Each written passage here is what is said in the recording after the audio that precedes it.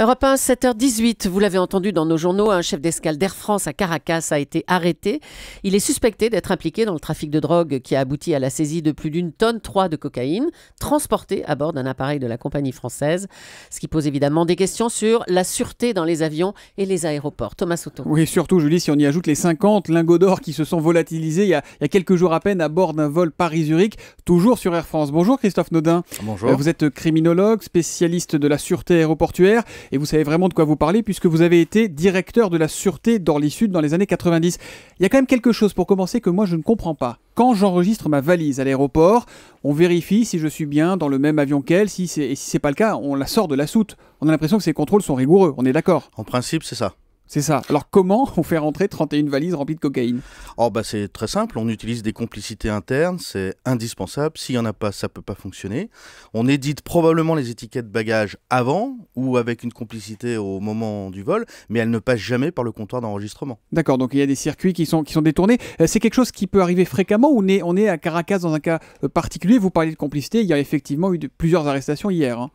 Oui, c'est un cas qui arrive fréquemment d'abord parce que si on a découvert cette affaire-là de 1 tonne, presque 4 de cocaïne... 1 tonne 3, c'est énorme. 1 tonne 382, je crois, donc ça fait presque 1 tonne 4. Ça veut dire que des organisations criminelles n'ont pas pris le risque de faire un gros transport d'un coup comme ça. Ils ont forcément fait des essais avant avec des plus petites quantités, on va dire quelques centaines de kilos.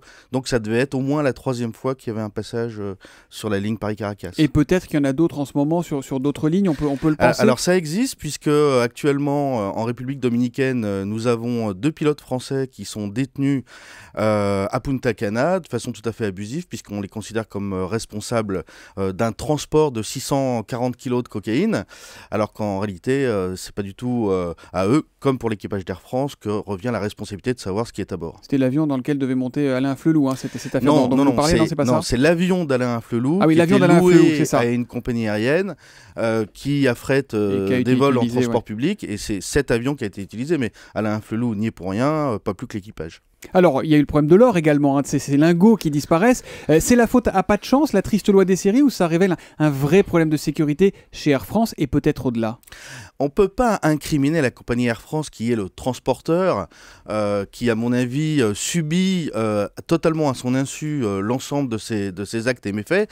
C'est l'ensemble de l'organisation de la sûreté, si vous voulez, dans le monde d'ailleurs.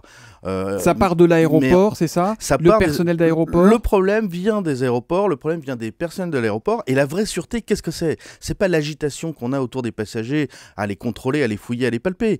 C'est qui travaille dans un aéroport, donc l'identité des gens, est-ce qu'on la connaît vraiment? Est-ce qu'on sait vraiment à qui on a affaire? Et aujourd'hui, c'est pas le cas? Et aujourd'hui, c'est pas le cas. Et deuxièmement, la plupart du temps, c'est les services de renseignement qui vont amener de l'information qui permettra d'intercepter des terroristes. Donc quand on nous dit que 100% des bagages de soute sont inspectés et filtrés, Christophe Naudin, c'est bidon tout ça? C'est inquiétant pour les auditeurs. Alors je vais dire joker, mais je vais simplement vous répondre un peu politiquement en vous disant 100% des bagages de soute passent par une machine qui en principe doit détecter au moins les matières à haute énergie. Ouais, alors je vais un petit peu plus loin. Est-ce que ça veut dire qu'avec des complicités, on fait passer ce qu'on veut et que demain, des terroristes peuvent faire entrer des armes, des explosifs et que finalement cette lutte acharnée contre le coupe-ongle ou la pince à épiler qu'on a nous dans nos bagages, c'est fait pour rassurer le bon peuple? Ma réponse est claire, oui. On fait passer ce qu'on veut. On l'a démontré à plusieurs reprises. Je l'ai démontré en France à la demande de l'Assemblée nationale à plusieurs reprises. Les choses se sont améliorées qualitativement, mais le mal est profond, le cancer est extrêmement infiltré dans le système et s'en défaire sera extrêmement compliqué. Et si le mal est humain, il n'y a rien à faire finalement, Christophe Naudin? Vous avez raison, le facteur humain c'est le principal risque. On pourrait quand même, si on voulait, améliorer les choses, mais on se heurte toujours au même problème en ce qui concerne la France, le droit social, qui est totalement incompatible avec les exigences des métiers de sûreté. Nos aéroports ne sont pas aussi sûrs qu'on veut nous le faire croire, c'est ce que nous dit Christophe Naudin, criminologue et spécialiste de la sûreté aéroportuaire ce matin sur Europe 1.